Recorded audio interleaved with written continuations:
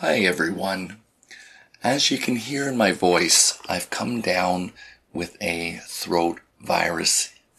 My body's presently fighting it off. I don't have the usual energy I put into the teaching, preparing for my videos. What I want to share with you is what I'm also needing at this time. Some downtime to enjoy life and God's creation as my body heals. I want to share with you these 13 photos from my time fishing about 2 weeks ago. These are more photos I took. It was absolutely amazing.